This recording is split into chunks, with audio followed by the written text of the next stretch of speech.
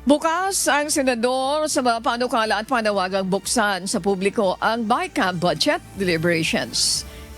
Isa rin ito sa mga unang panukalang batas na naihain sa unang araw ng Senado sa ilalim ng 20th Congress. Si Senator Vicente Tito Soto III sinabing definitely in favor kaugnay ng panawagan na isa publiko ang BICAM ng budget deliberations. Ayon naman kay Senator Riza Hontiveros, budget debates pa rin noong 2024 hanggang sa 2025 budget ang ipinanawagan na niya. Partikular na ang pagbubukas sa media at sa publiko ang buong proseso ng budget making hanggang sa BICAM. Binigyan din naman ni Senator Joel Villanueva na noon pa man ay hangad na nila na magkaroon ng transparency sa deliberasyon kaugnay ng panukalang budget.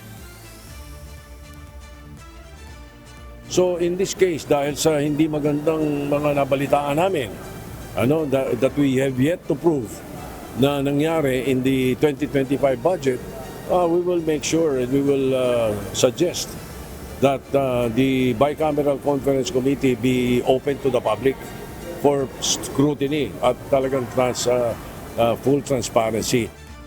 Aasahan ko na sometime within the 20th Congress ay gawin na namin iyon para din mas makalahok yung ating publiko at yung mga advocates sa ating publiko dun sa efforts namin sa loob ng Senado gawing mas transparent yung budget making process.